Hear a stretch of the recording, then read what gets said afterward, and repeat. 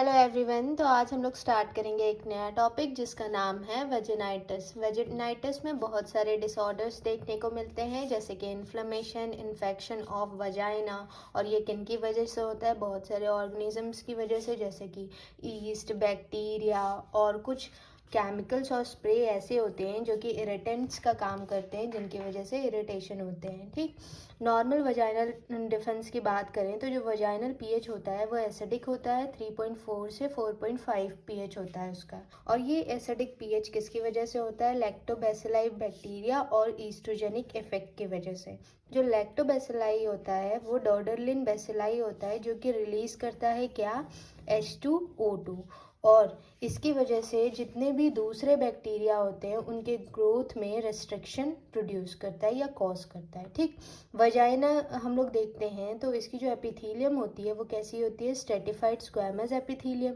और यही एपिथीलियम जो होती है इसमें ग्लाइकोजन बहुत ही ज़्यादा अमाउंट में पाया जाता है। किसकी वजह से? ईस्ट्रोजन के इफेक्ट की वजह से। ठीक, और ये ग्लाइकोजन जो होता है वो लैक्टोबैसिलाई कंज्यूम करता है और रिलीज करता है क्या? Lactic acid. और इसी लैक्टिक एसिड की वजह से जो वजाइनल पीएच होता है वो एसिडिक होता है। ठीक, अब हम लोग नोट में ये देखेंगे कि नॉर्मली हम लोग देखते हैं कि जो फीमेल होती है उसके प्यूबर्टी के पहले ईस्ट्रोजन नहीं पाया जाता है, पर जो न्यू बॉर्न फीमेल होती है उनमें ईस्ट्रोजन कहाँ से आता है? मैटरनल ईस्ट्रोजन, मतलब मैटरनल रूट से आता है। ठीक है, इसकी वजह से ईस्ट्रोजन के प्रेजेंट होने की वजह से जो लैक्टोबैसिलाई है वो ग्रो करता है, और इस वजह से जो नॉर्मल वजाइनल डिफेंस होता है न्यू बॉर्न में वो प्रेजेंट रहता है। और ये डिफेंस जो है वो लास्ट कब तक रहता है? 10 to 14 डेज आफ्टर बर्थ। जो पीएच होता है वो अल्कलाइन कब होता है? तो हम लोग नॉर्मली तो ये जानते हैं कि अल्कलाइन कब होगा? जब ईस्ट्रोजन का एक्सपोजर कम होगा। और वो कब होता है? वो होता है बिफोर प्यूबर्टी, आफ्टर मीनोपॉज और ड्यूरिंग मेंसेस। ये तीन ऐसी कंडीशन है जब जो हमारा वजाइनल पीएच होता है वो अल्कलाइन होता है। टाइप्स, अब जो वेजिनाइटिस होते हैं वो कौन कौन से टाइप्स की हो सकती हैं? जैसे कि वल्वो वेजिनाइटिस जो कि चाइल्डहुड में देखा जाता है, ट्राइकोमोनियासिस, ठीक, moniliasis, vaginitis due to chlamydia trachomatis, atrophic vaginitis, non specific vaginitis, toxic shock syndrome. अब हम लोग इसमें सबसे पहले देखते हैं वल्वो वेजिनाइटिस इन चिल्ड्रन। तो नाम से ही पता चल रहा है कि ये वल्वा और वजाइना दोनों में इन्फ्लेमेशन होगा। तो it is the inflammatory condition of the vulva and vagina.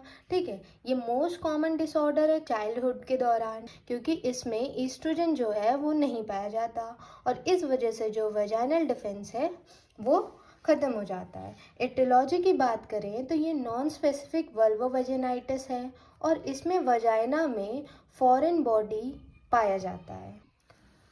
वल्वोवेजिनाइटिस में एसोसिएटेड इंटेस्टाइनल इन्फेस्टेशन भी देखने को मिलता है, वो भी किसका? थ्रेड वॉर्म जो है वो मोस्ट कॉमन होता है। ठीक, क्लिनिकल फीचर्स की बात करें तो जो चीफ कंप्लेन होता है वो प्रूराइटिस का होता है, और वजाइनल डिस्चार्ज भी प्रेजेंट होता है, लेकिन जो मिक्चुरेशन है वो पेनफुल होता है, और वल्वा में सोरनेस देखा जाता है। इन्वेस्टिगेशन की बात करते हैं तो इसमें हम लोग ग्राम स्टेन करते हैं, कल्चर करते हैं। ठीक, ट्रीटमेंट की बात करते हैं तो पेरिनियल हाइजीन मेंटेन करते हैं, और साथ ही साथ ईस्ट्रोजन क्रीम हम लोग देते हैं कि उसे लोकली अप्लाई करे वो लेडी।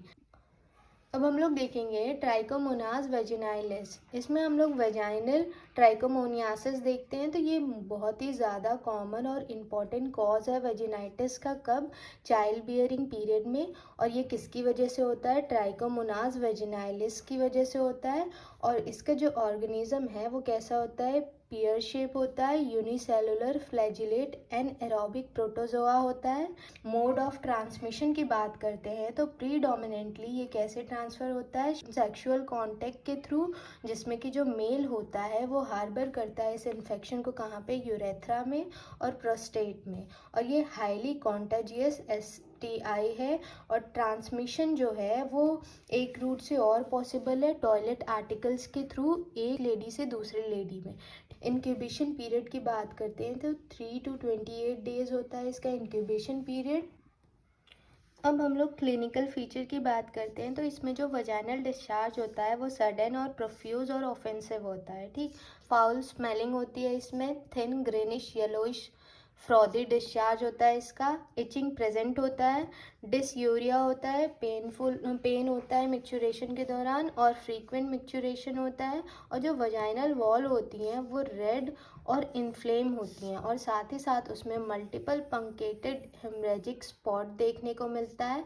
और यही सिमिलर स्पॉट जो है वो कहाँ पे मिलता है, जो सर्विक्स का पोर्शियो वेजाइनलिस पार्ट होता है वहाँ पे भी देखने को मिलता है, उसके म्यूकोसा के पूरे अराउंड, ठीक। इसी अपीयरेंस को हम लोग कहते हैं स्ट्रॉबेरी अपीयरेंस। तो क्वेश्चन ये भी पूछा जाता है कि ट्राइकोमोनियासिस में कौन सा अपीयरेंस देखने को मिलता है, तो स्ट्रॉबेरी अपीयरेंस, ठीक।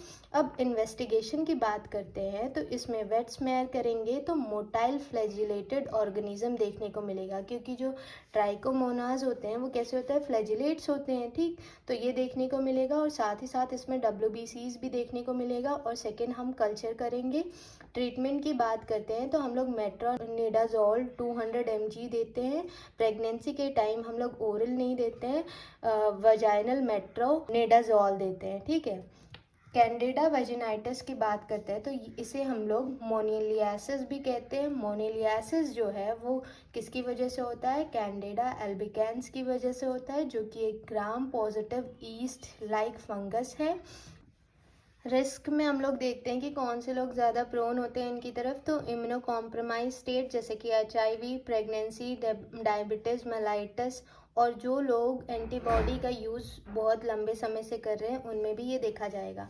क्लिनिकल फीचर्स की बात करते हैं हम लोग, तो इसमें जो वजाइनल डिस्चार्ज होता है वो तो होता ही है, साथ ही साथ इसमें वल्वो वजाइनल प्यूराइटिस बहुत ही ज़्यादा देखने को मिलता है। और जो डिस्चार्ज होता है वो थिक होता है, कर्डी वाइट होता है और इनफ्लेक्सेस होता है, जैसे कि कॉटेज चीज़ टाइप, ठीक। और इनकी जो वजाइनल वॉल होती है उसमें ये जो भी डिस्चार्ज होता है वो चिपका हुआ होता है, ठीक है। उसके अराउंड जो है ये जैसे वजाइनल वॉल है तो इसके अराउंड ये पूरा चिपका होगा, ठीक। और इसमें हमें डिस्पेरोनिया भी देखने को मिल सकता है, पेन ड्यूरिंग इंटरकोर्स, क्योंकि वहाँ पे लोकल सोरनेस रहती है इस वजह से, ठीक।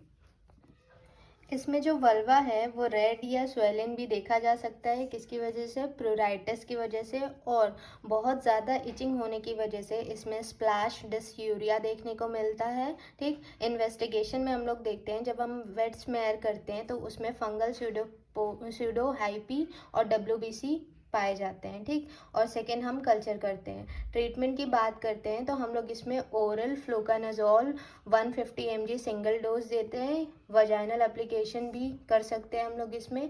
प्रेगनेंसी के दौरान जो ओरल फ्लोकानाजोल है वो कंट्राइंडिकेटेड है, तो इस वजह से हम लोग यहाँ पे वजाइनल क्लोट्रीमेजोल यूज़ करते हैं। और इसमें पार्टनर ट्रीटमेंट ज़रूरी नहीं है क्योंकि ये STI नहीं होता है, ठीक। अब हम लोग देखेंगे एट्रोफिक वजेनाइटिस, इसे सेनाइल वजेनाइटिस भी कहते हैं और साथ ही साथ genito urinary syndrome of menopause भी कहते हैं, GSM, ठीक। ये जो वेजिनाइटिस है वो पोस्ट मीनोपॉजल वुमेन में देखा जाता है, इसीलिए इसे एट्रोपिक वेजिनाइटिस कहते हैं। इसमें जो वेजाइनल डिफेंस है वो ख़त्म हो जाता है, किस वजह से, ईस्ट्रोजन की डेफिशिएंसी की वजह से। और जो वेजाइनल म्यूकोसा होती है वो थिन हो जाती है, किसकी वजह से, ईस्ट्रोजन की डेफिशिएंसी की वजह से, जिसकी वजह से जो वजाइना है वो बहुत ही ज़्यादा ससेप्टेबल होता है, किसके लिए, इन्फेक्शन के लिए और ट्रॉमा के लिए, ठीक। क्लिनिकल फीचर्स की बात करें तो इसमें जो डिस्चार्ज होगा, वजाइनल डिस्चार्ज, वो येलोइश होगा और ब्लड स्टेन भी उसमें देखने को मिलेगा। सेकेंड, डिसकम्फर्ट, ड्राइनेस और सोरनेस होगा वल्वा का। और डिस्पेरोनिया देखने को मिलेगा, जो कि इंटरकोर्स के टाइम पेन होता है, ठीक है। वजाइना जो होगा वो पेनफुल होगा और उसके वॉल जो होंगे वो इन्फ्लेम्ड होंगे। अब हम लोग डायग्नोसिस में देखेंगे कि सेनाइल वेजिनाइटिस के साथ साथ सेनाइल एंडोमेट्राइटिस को एग्जिस्ट कर सकता है, पर कार्सिनोमा बॉडी और कार्सिनोमा ऑफ सर्विक्स को इसे हमें रूल आउट करना पड़ेगा थेरेपी के पहले। ठीक है, ट्रीटमेंट की बात करते हैं तो ईस्ट्रोजन थेरेपी देंगे और साथ ही साथ इंट्रावेजाइनल एप्लीकेशन ऑफ ईस्ट्रोजन क्रीम भी दे सकते हैं। ठीक, अब हम लोग बात करेंगे बैक्टीरियल वेजिनोसिस की। प्रीवियसली हम लोग ये सोचते थे कि गार्डिनेला वेजिनाइलिस जो है वही इसका कॉजेटिव ऑर्गेनिज्म है जिसे बैक्टीरियल वेजिनोसिस कहते हैं, पर प्रेजेंट कॉन्सेप्ट के हिसाब से खाली गार्डिनेला वेजिनाइलिस नहीं है, इनके साथ साथ एनारोबिक ऑर्गेनिज्म जैसे कि bacteroides species, peptococcus species, mobiluncus, prevotella and mycoplasma hominis, ये सारे एक साथ एक्ट करते हैं तब जाके वजाइनल इन्फेक्शन कॉज होता है। ठीक, इसमें क्या होता है, मार्क डिक्रीज होता है लैक्टोबैसिलाई में, जिसे हम डोडरलिन बैसिलाई भी कहते हैं। ठीक, क्लिनिकल फीचर्स की बात करते हैं तो जो वजाइनल डिस्चार्ज होगा वो कैसा होगा, क्रीमी होगा और इसकी जो स्मेल होगी वो फिशी स्मेल होगी। ठीक, और जो डिस्चार्ज होगा वो ग्रे वाइट होगा और वजाइनल वॉल को कोट करेगा, उसके चारों तरफ उसकी कोटिंग प्रेजेंट होगी। ठीक है, अब इसमें क्या होता है, डिसयूरिया जो है वो एब्सेंट होता है, मतलब यूरिनेशन के टाइम पेन नहीं होगा और इचिंग और इन्फ्लेमेशन भी नहीं होता है, और जो वजाइनल पीएच होती है इसमें वो एल्कलाइन होती है। कॉम्प्लिकेशंस देखें तो अगर ये रिकरेंट इन्फेक्शन होता है इसमें तो पीआईडी देखने को मिल सकता है। प्रेगनेंसी कॉम्प्लिकेशंस की बात करें तो सेकेंड ट्राइमेस्टर में मिसकैरेज देखने को मिल सकता है, प्री टर्म लेबर भी हो सकता है इसमें। इन्वेस्टिगेशंस की बात करें तो वेट स्मेयर जब हम करेंगे तो उसमें क्लू सेल्स देखने को मिलता है, ये वजाइनल सेल्स होती हैं, साथ ही साथ इनकी जो बॉर्डर्स होती हैं वो फजी होता है, और इसमें कोई भी डब्ल्यूबीसी देखने को नहीं मिलता है। इसमें हम ग्राम स्टेन भी कर सकते हैं और जो विफ टेस्ट होता है क्यूएच सॉल्यूशन का वो पॉजिटिव शो करता है इसमें। ट्रीटमेंट की बात करें तो इसमें मेट्रोनिडाजोल 500 मिलीग्राम 2 टाइम 7 दिन के लिए देते हैं, या नहीं तो क्लिंडामाइसिन देते हैं। ठीक, प्रेगनेंसी में हम लोग जो वजाइनल रूट है मेट्रोनिडाजोल का वो प्रोवाइड करते हैं, और जो ओरल रूट है इस दवा की वो हम सेकेंड और थर्ड ट्राइमेस्टर में देते हैं। अब हम लोग देखेंगे एक इम्पॉर्टेंट पॉइंट, एम्सल्स क्राइटेरिया, जो कि बैक्टीरियल वेजिनोसिस के डायग्नोसिस के लिए होता है। सबसे पहला जो है वो फाउल स्मेलिंग डिस्चार्ज। ठीक, सेकंड जो है अल्कलाइन पीएच होना चाहिए वजाइने का, थर्ड जो है क्लू सेल्स दिखना चाहिए वेट स्मेयर में, और fourth positive web test, QH solution जो था उसके साथ पॉजिटिव टेस्ट होना चाहिए इसमें। ठीक, थैंक यू।